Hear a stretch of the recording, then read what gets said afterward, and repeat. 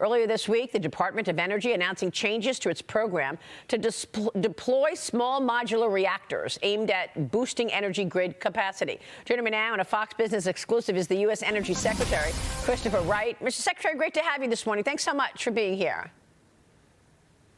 Thanks for having me, Maria. Well, we got a lot to talk about, from nuclear to natural gas and the energy policy. You've got breaking news for us, though, right? We did. We released, sort of a request for bids and proposals from developers in the United States for small modular reactors. The nuclear renaissance has been long talked about, but it just hasn't happened yet. We want to make it happen. President Trump was elected to make things happen. So one of the things we did from a previous draft was strip out the DEI language. Nuclear energy is about powering your homes and your businesses and the hospitals. It's not about politics or skin color or sex. It's about energy. So we're just bringing common sense back and want to get nuclear power going. So you believe stripping out these DEI regulations will open up the floodgates, or at least encourage more nuclear business from the private sector? It will. Look, there's tons of great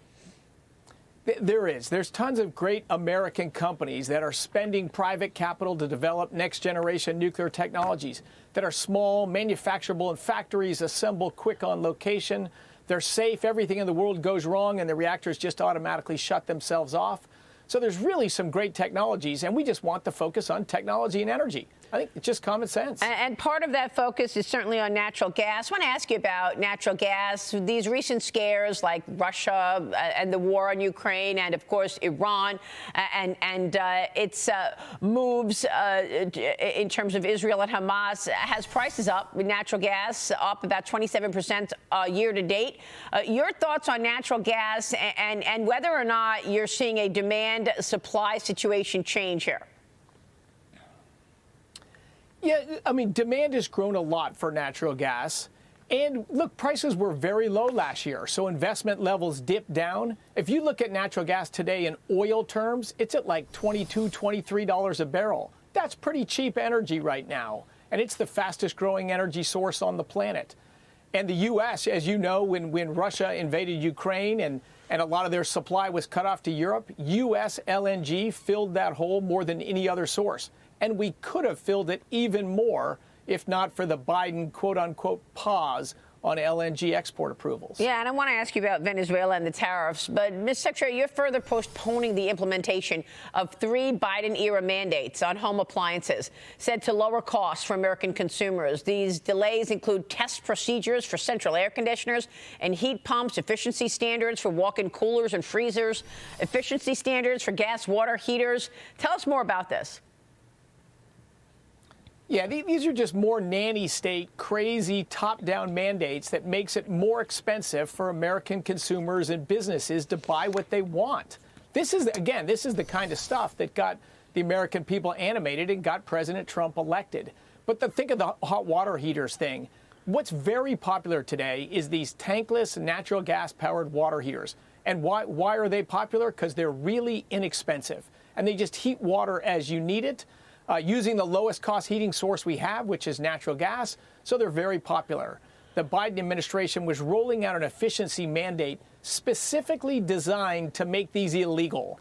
A factory that was just built in the southeast United States was going to ramp up production of this very popular product. It was going to be out of business because their products were going to be made illegal. Just completely nuts. But yes, and we can't officially get rid of them, so we just push back the enforcement date, hopefully to never. Well, I mean, look, you know, there are so many things to look at in terms of the poor policy, the bad policy of the Biden administration. The Biden administration would rather have, bought oil from adversaries and relied on adversaries than producing it here. Oil prices this morning are higher, and Venezuela crude oil loading at its main ports have slowed this week as President Trump is vowing a 25% tariff on any country purchasing oil and gas from the country beginning April 2nd.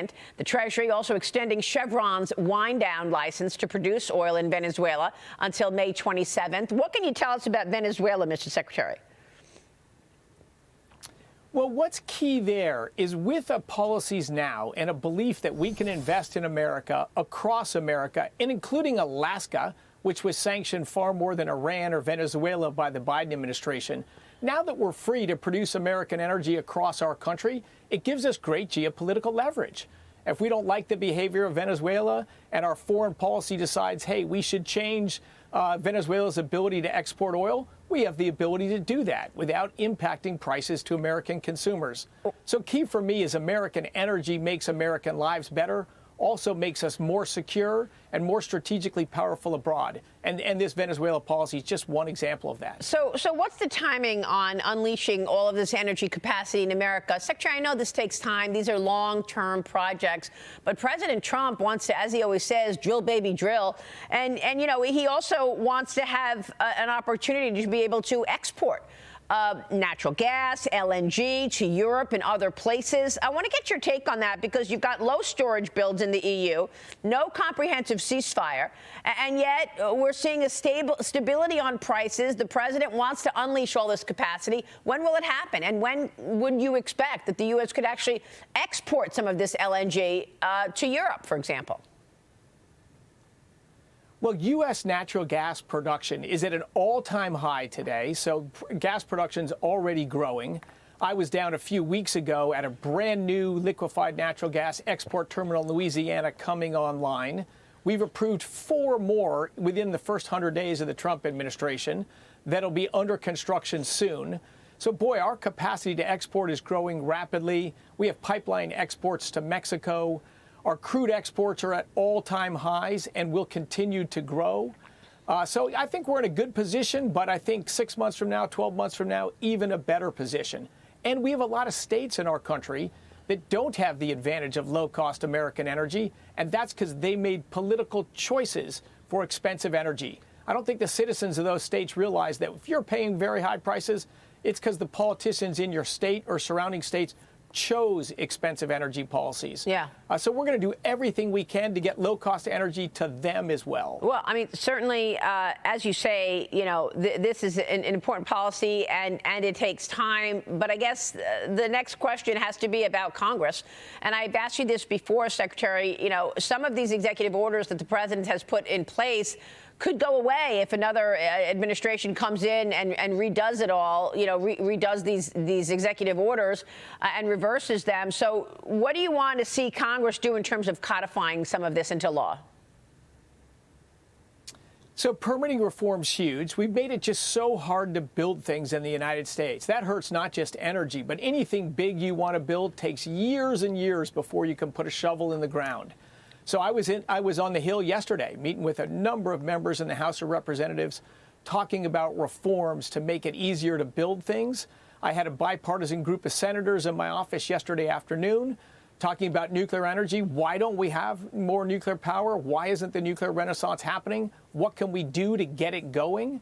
So there is a lot of things that we want to do on the legislative side as well as on the executive side and the regulatory side. It's I think, a wholesale swing back to common sense, and plenty of Democrats are being swept up in this move towards common sense as well, which is very heartening to me. Well, very heartening. Yeah, you would think so. It makes sense. Secretary, it's great to see you this morning. Thanks so much.